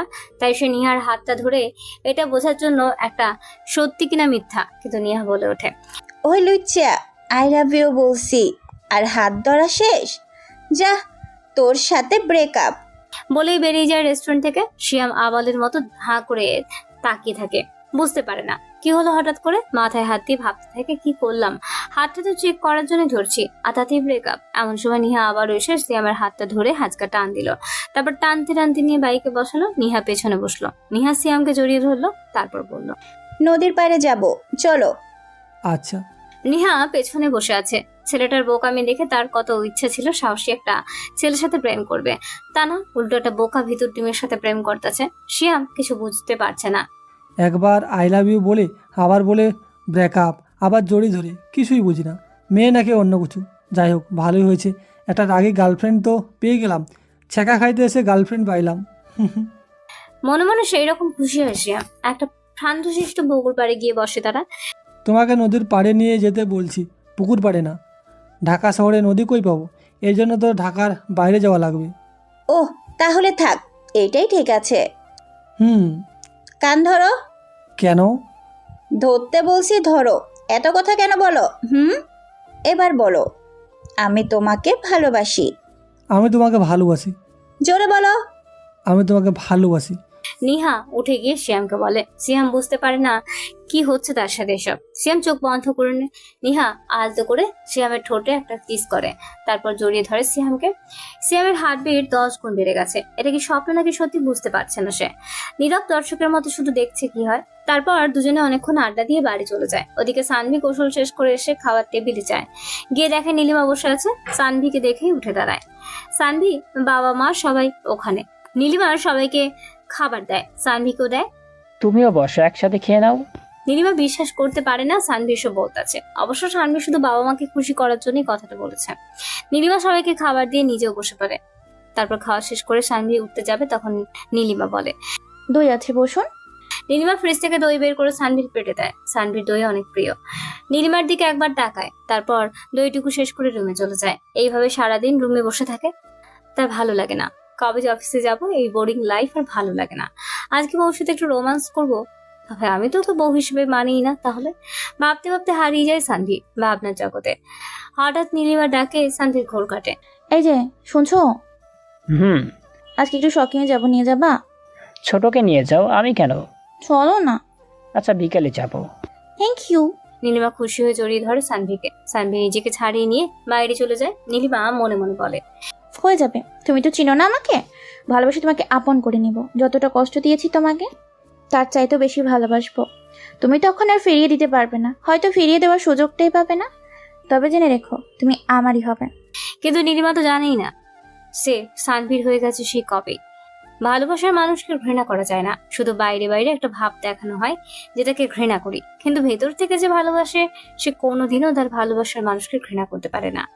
সানভিও পারেনি, শুধু বাইরে দেখাচ্ছে সে তাকে ভালোবাসে না, কিন্তু ভিতরটা বারবার বলে, সানভি ফিরে যা, কেন এমন করছিস? সে তো এখন তার বউই। আবার বিবেক তাকে বলে, কেন ফিরে যাবে, মনে নেই কি কি করেছিল তোর সাথে? প্রতিশোধ নে, প্রতিশোধ। এইসব কথা ফিরে আজ সানভি দোটানায় পড়ে গেছে। দুপুর 2টার দিকে সানভি বাসায় ফিরে কলিং বেল বাজাতেই দরজা খুলে দেয় নীলিমা। সানভি নিজের রুমে যায়, তারপর ফ্রেশ হয়ে এসে খাওয়া টেবিলে বসে। খাওয়া দাওয়া শেষ করে রুমে গিয়ে ঘুমানোর প্রস্তুতি নিচ্ছে, তখন নীলিমা এসে দরজা বন্ধ করে দেয়। সানভি চুপচাপ দেখে সে কি করে। নীলিমা এসে তার পাশে শুয়ে পড়ে, তারপর হাত ধরে বলে, সানভি, আমি তোমাকে ভালোবাসি। কিসের ভালোবাসা? আমি তোমাকে সত্যি এখন ভালোবাসি। তখন বাঁচতাম না, কিন্তু এখন আমাদের বিয়ে হয়েছে। এখন কেন এত দূরে তুমি সানভি? নীলিমা, দেখো একটা কথা বলি, বিয়েটা কিন্তু জোর করেই হয়েছে। আমি একটা বাজে সাহায্য নিয়েছি তোমাকে বিয়ে করার জন্য, তা না হলে জীবনেও আমাদের বিয়ে হতো না। তাহলে এখন কি চাও? দুজন দুই মেরুর হয়ে থাকতে? আমি জানি না কিছু, আমি ঘুমাবো। আচ্ছা ঘুমাও, অন্তত তোমার বুকে মাথা রেখে ঘুমানোর অধিকারটুকু দাও। সানভি কিছুক্ষণ চুপ থেকে বলে, আচ্ছা ঘুমাও। নীলিমা মনে মনে বলে, কে বলতো বুকের ওপরের অধিকারটা নিয়েছে, এরপর ভিতরেও নিয়ে নিব। নীলিমা সানভির বুকে মাথা রেখে নিশ্চিন্তে ঘুমিয়ে যায়। সানভির মনটাও একটু শান্তি পায়। সন্ধ্যার দিকে ঘুম ভাঙে দুজনের। নীলিমা বাথরুমে ঢোকে, শপিং এ যাবে সে। সানভিরও তো গোসল করা দরকার, কিন্তু বাথরুম তো একটাই। দরজায় টোকা দেয় সানভি। নীলিমা তাড়াতাড়ি আসো, গোসল করব। হয়ে গেছে, চলে আসো। নীলিমা দরজা খুলে দেয়। সানভি ভিতরে ঢুকে পড়ে, কিন্তু ভিতরে ঢুকে যা দেখে তা দেখার জন্য মোটেও প্রস্তুত ছিল না সানভি। আগেই বলে রাখি, সবটাই কিন্তু আপনাদের আনন্দ দেওয়ার জন্য। খারাপ মাইন্ডে নিলে লেখক দায়ী না। সানভি বাথরুমে গিয়ে দেখে, ধুর লজ্জা লাগতেছে। বাথরুমে গিয়ে দেখে নীলিমা গোসল শেষ করে শাড়ি পরার চেষ্টা করতেছে, কিন্তু পারতেছে না। আপনারা কি ভাবছিলেন? যত সব লুচ্চা, ভাগেন এখান থেকে। সানভি খুব ভালো করে দেখে নীলিমা কেন পারছে না। ছোটবেলায় মায়ের কাছ থেকে সানভি কাপড় পরানো শিখেছিল। তার খুব ইচ্ছে ছিল নিজের বউকে শাড়ি পরিয়ে দিবে। এখন তো মনে হচ্ছে সুযোগটা চলেই এসেছে। সানভি টাওয়াল রেখে নীলিমাকে কোলে তুলে নেয়, তারপর বেডরুমে চলে যায়। গিয়ে নীলিমার পেটের উপর হাত রাখে। নীলিমা কেঁপে ওঠে, কিন্তু এবার কাঁপাকাঁপি বন্ধ করে সানভি কাপড়টা নীলিমাকে পরিয়ে দেয়। তারপর সানভি বাথরুমের দিকে যায়। নীলিমা হাতটা ধরে ফেলে। সানভির কানের কাছে মুখটা এনে বলে, ভালোই তো শাড়ি পরাতে পারো, এরপর থেকে প্রতিদিন তুমি শাড়ি পরিয়ে দিবা। কি? জি, ভালো পরিয়ে দিবা। না, আমি পারবো না। কেন, প্রেমে পড়ে যাবা সেই বয়ে? সানভি মনে মনে বলে, প্রেমে তো সে কবেই পড়েছি, আজ আবার নতুন করে পড়বো কিভাবে? এখনো তো আর উঠতেই পারিনি।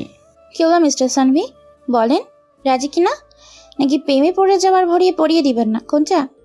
ওকে ঠিক আছে, আমি প্রতিদিন শাড়ি পরিয়ে দিব। নীলিমা খুশি হয়ে সানভির গালে একটা কিস করে পালিয়ে যায়। সানভি একটু হেসে বাথরুমে চলে যায়। গোসল শেষ করতে করতে নীলিমা তৈরি হয়ে যায়। সানভি বাথরুম থেকে বের হয়ে নিজেও তৈরি হয়, তারপর নিচে যায়। নীলিমা ওখানেই আছে, মায়ের কাছে। মাকে জানিয়ে দুজন বের হয় বাড়ি থেকে। নীলিমাকে দেখে আজ বারবার ক্রাশ খাচ্ছে সানভি। কালো শাড়ি, ঠোঁটে হালকা করে লিপস্টিক দেওয়া, হাতে কাচের চুড়ি। শালার গল্পে নীলিমাকে পাইলেও বাস্তবে পাইলাম না, আফসোস। যাই হোক, গল্প ফ্রি। দুজনের হাঁটতে হাঁটতে রাস্তায় চলে আসে। গাড়িতে যাবে না আজকে, রিক্সায় যাবে। রাত্রিবেলা ঢাকার শহরটা রিক্সায় ঘুরে দেখার ইচ্ছেটা খুব প্রবল সানভির। তাও আবার পাশে যদি থাকে সুন্দরী বউ, তাহলে তো কোনো কথাই নেই। রিক্সায় উঠে তারা। রিক্সা চলতে তার আপন গতিতে। নীলিমা আস্তে করে তার মাথাটা সানভির কাঁধে রাখে। সানভি একটু কেমন জানি করে তাকায়। ফিরিয়ে দিতে চাইলেও পারে না, কারণ এই অধিকারটা সে তাকে দিয়েছে। নীলিমা একটু একটু করে তার মনে দখল করে নিচ্ছে আবারও। ব্যাপারটা মেনে নিতে কষ্ট হচ্ছে সানভির, তবে এর চাইতেও বেশি কষ্ট হচ্ছে এটা ভেবে যে সে এত কাছ থেকেও আজ সে দূরে।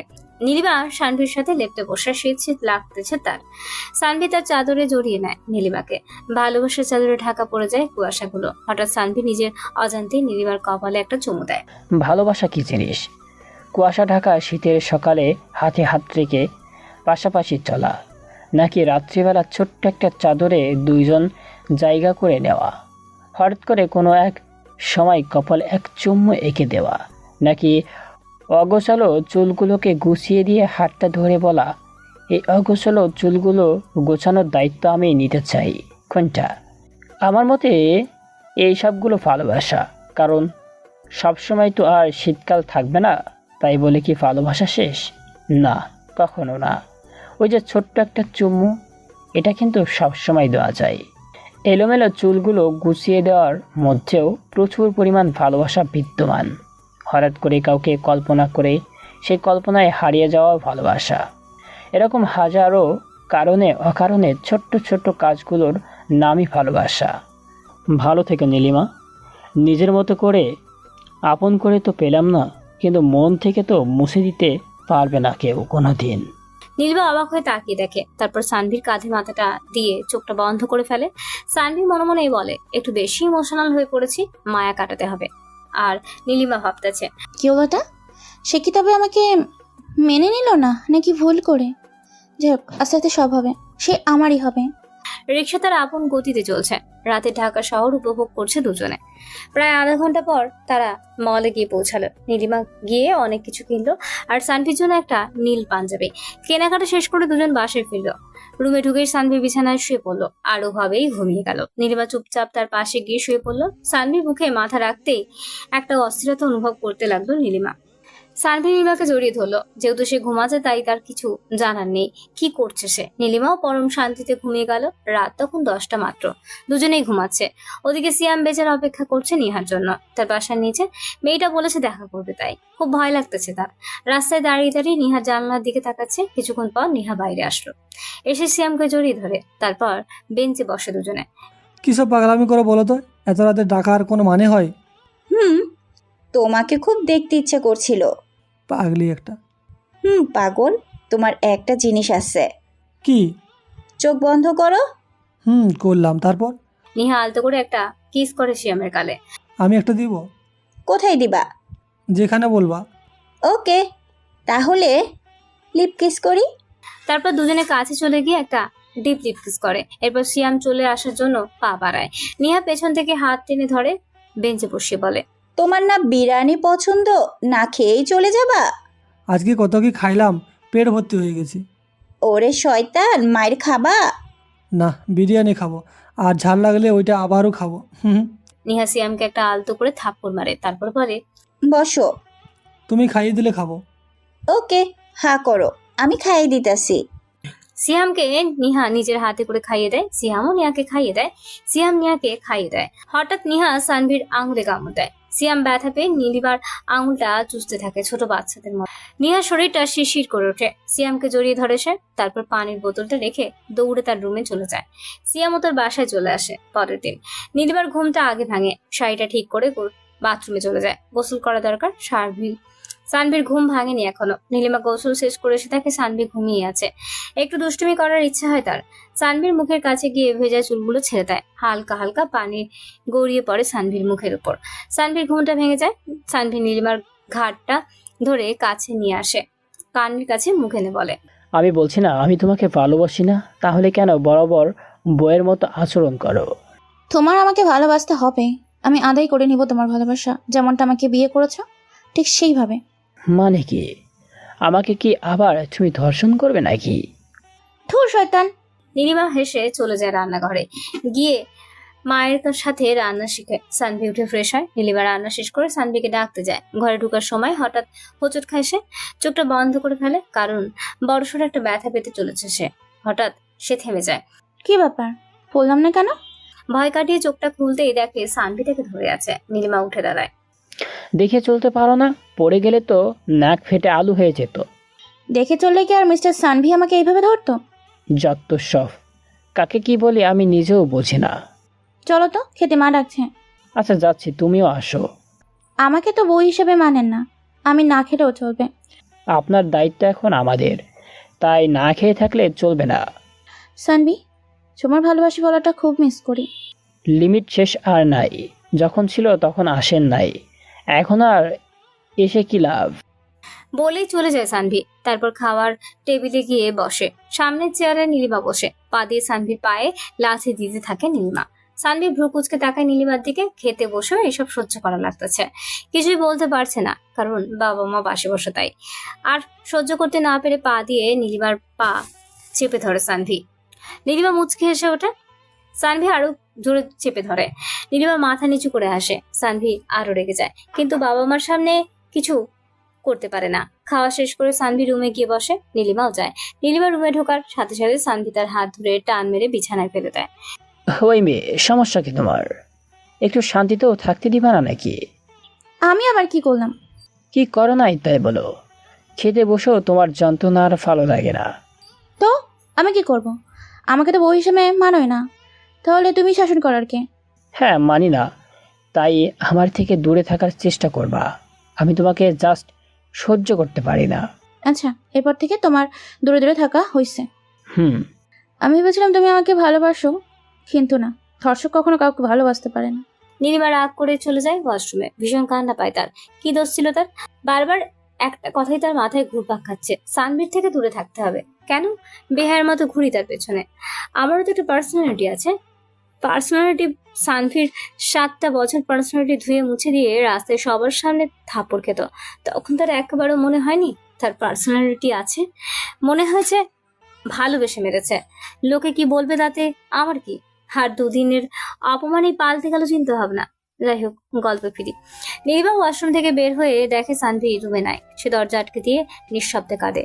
সারাদিন আর সানভির দেখা মেলে না নীলিমার। চিন্তা হয় অনেক। দুপুরেও খেতে আসেনি। কোথায় গেল সে? অস্থির হয়ে ওঠে। নীলিমার মন বারবার ফোন দিতেছে, ফোনটাও বন্ধ। সন্ধ্যার পর সানভি বাসায় ফেরে। পকেট থেকে এক প্যাকেট সিগারেট, একটা দেশলাই বাস্ক বের করে বেশ স্বাভাবিকভাবেই রুমে ঢোকে। নীলিমা সানভিকে দেখা মাত্র জড়িয়ে ধরে। সকালের কথা মনে হতেই ছেড়ে দেয়। সরি। সানভি ছাদে চলে যায়। একটা সিগারেট ধরায় সে। চেইন স্মোকারের মতো টানতে থাকে সে। বাসায় সিগারেট খাওয়া নিষেধ, তবে রাত্রিবেলায় ছাদে কেউ আসে না, তাই খাচ্ছে। তারও ভীষণ কষ্ট হচ্ছে। অনেকদিন তো হলো সিগারেট খায় সে। কিছুটা হলেও শান্তি পায় সিগারেটের বিষাক্ত ধোঁয়ায় হৃদয় পুড়িয়ে। একটার পর একটা সিগারেট খেতে থাকে সে, আর চোখ দিয়ে গড়িয়ে পড়ছে অজস্র নোনা পানি। প্রত্যেকটা ফোঁটা নীলিমার প্রতি ভালোবাসার প্রমাণ। বারবার থাপ্পড় খেয়ে যখন ফিরে আসতো, রাত গভীর হলে মুখ চেপে কাঁদতো সানভি। ভাবতো আর যাবো না কখনো তাকে দেখতে। কিন্তু পরের দিন সকাল হতেই মনটা কেমন জানি করে উঠতো। বলতো একটা বার দেখে আসি আড়াল থেকে।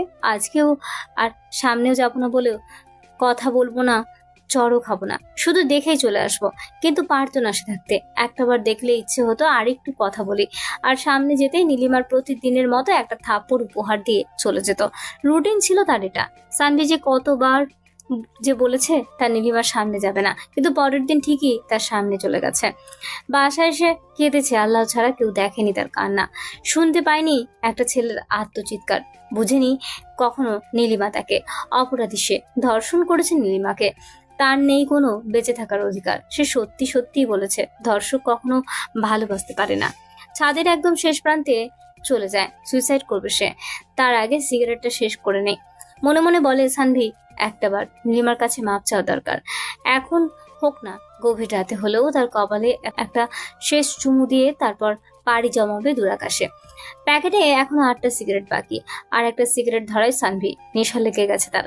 সিগারেটটা শেষ করে রুমে যায় সানভি। গিয়ে শুয়ে পড়ে বিছানায়। নীলিমা খাওয়ার জন্য ডাকতে এসে দেখে গেছে সানভি ঘুমাচ্ছে, তাই ডাকে না সে। খাবারটা রুমে এনে সেও সানভির পাশে শুয়ে পড়ে। কাঁপা কাঁপা কণ্ঠে ডাক দেয় নীলিমা, সানভি, সানভি, সানভি। কোনো সাড়া নেই। গভীর ঘুমে আচ্ছন্ন সে। নীলিমা সানভির বুকে মাথা রেখে শুয়ে পড়ে। একটা অন্যরকম অনুভূতি কাজ করে তার মধ্যে। কেন জানি মনে হয় খারাপ কিছু ঘটতে চলেছে। নীলিমাও ঘুমিয়ে পড়ে। রাত গভীর হয়। আশেপাশে সবকিছু স্তব্ধ। সবাই ঘুমাচ্ছে। সানভি জেগে ওঠে। খেয়াল করে নীলিমার মাথাটা সানভির বুকে, আর সে জড়িয়ে ধরে শুয়ে আছে। নিষ্পাপ একটা মুখ, খুবই মায়াবী। সানভির চোখ দিয়ে পানি গড়িয়ে পড়ে। ইচ্ছেই হচ্ছে না সবাইকে ছেড়ে যেতে। নীলিমার মায়াবী মুখটার দিকে তাকিয়ে ইচ্ছে হয় অনন্তকাল এভাবেই তাকিয়ে থেকে কাটিয়ে দিতে পারবে সে। কিন্তু না, সেটা সে কখনো করবে না। জীবনের শেষ রাতটা আজ মন ভরে দেখে নীলিমাকে। খুব ইচ্ছা ছিল নীলিমাকে জড়িয়ে ধরে ঘুমাবে সে, কিন্তু সেই ইচ্ছাটা আর পূরণ হলো না তার। বারবার মাথায় একটা কথাই ঘুরে, ধর্ষক কখনো কাউকে ভালোবাসতে পারে না। আমি ধর্ষক, আমার বেঁচে থাকার কোনো অধিকার নেই। অভিনয় ছিল আমার 7 বছরের ভালোবাসা। তাকে আপন করে পাওয়ার জেদ চেপে গেছিল, তাই করেছি ওইসব। আমি কখনো কাউকে ভালোবাসতে পারি না, কারণ আমি ধর্ষক। চোখ দিয়ে নীরবে পানি গড়িয়ে পড়ে সানভীর। মাকে খুব দেখতে ইচ্ছে করে। নিজেকে ছাড়িয়ে নিয়ে মায়ের রুমের দিকে পা বাড়ায় সানভি। বাইরে থেকে মাকে দেখে চলে আসে সানভি। শেষ ইচ্ছেটা পূরণ করে সে। নীলিমার কপালে আলতো করে একটা চুমু দেয়। তাকিয়ে থাকে নিষ্পাপ মুখটার দিকে। কারণ আজকে শেষ দেখা, আর হবে না কোনোদিনও দেখা। কমে যাবে পৃথিবী থেকে একটা ধর্ষক, একটা অমানুষ। সানভি বারবার নীলিমার কপালে চুমু খেতে থাকে। তারপর মনে হয় এবার সময় শেষ, আর দেরি করা ঠিক হবে না। শেষবারের মতো বলে, I love you Nilima, I love you. আমাকে মাফ করে দিও। তারপর সব মায়া কাটিয়ে চলে আসে ছাদে। নীলিমার মুখটা বারবার মুখের সামনে ভেসে ওঠে।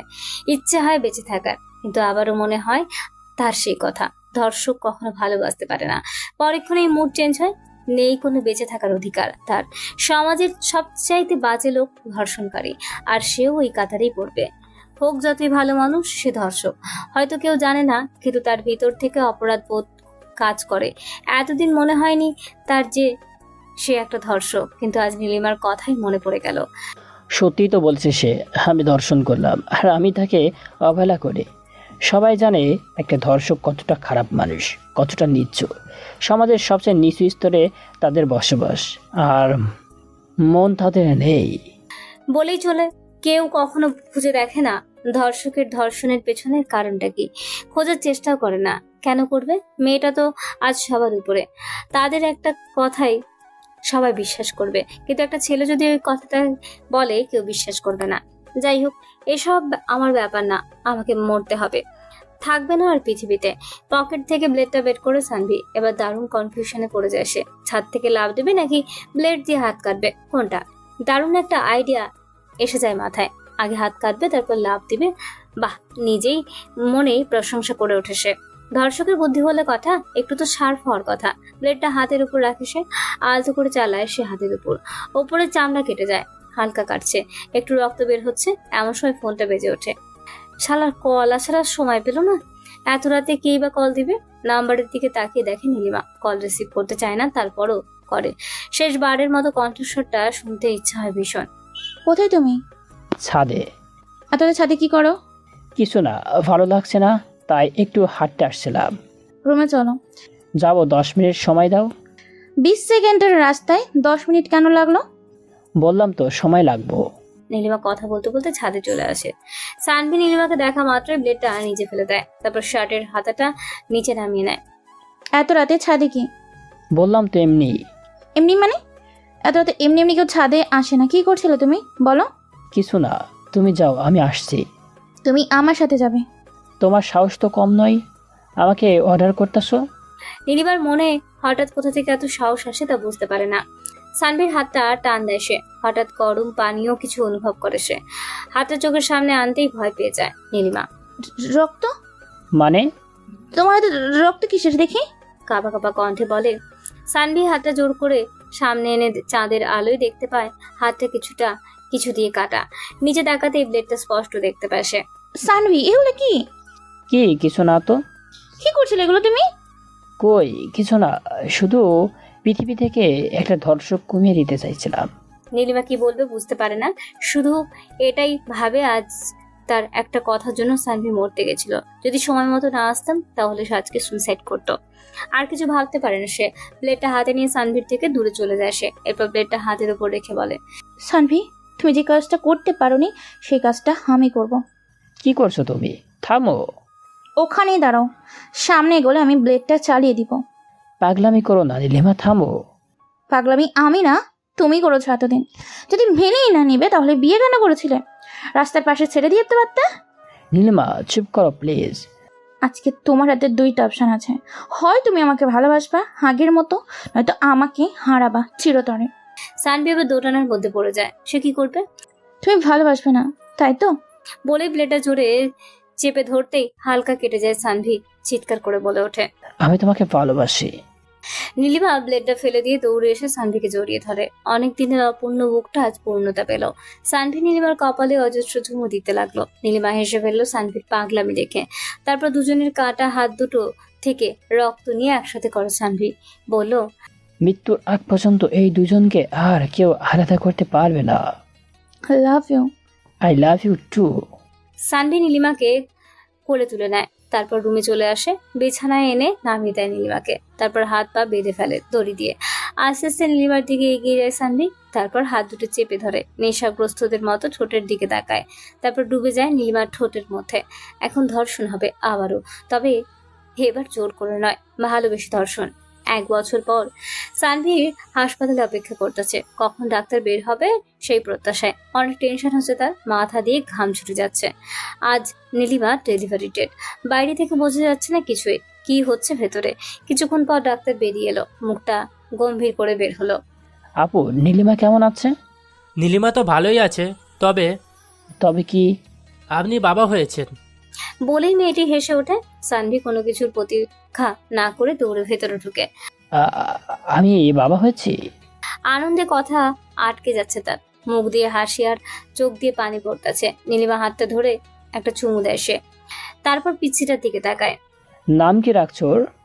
নীলাশা। হুর, তোমার সাথে কথা নাই। কেন? কারণ আমি এখন আমার আম্মুর সাথে কথা বলবো। হঠাৎ সানভীর মাথায় একটা থাপড় মারে কেউ। পেছনে তাকিয়ে দেখে তার বাবা। এখানে বসে থাকলে হবে, যা মিষ্টি নিয়ে আয়। আজ পুরো মিষ্টির দোকানটাই কিনে নিয়ে আসবো। সমাপ্ত। গল্পটা কেমন হয়েছে অবশ্যই কমেন্ট করে জানাবেন। নতুন নতুন ভালোবাসার গল্প পেতে অবশ্যই আমার চ্যানেলটা সাবস্ক্রাইব করে পাশে থাকা বেল আইকনটি বাজিয়ে দিবেন। সবাই ভালো থাকবেন, সুস্থ থাকবেন। আল্লাহ হাফেজ।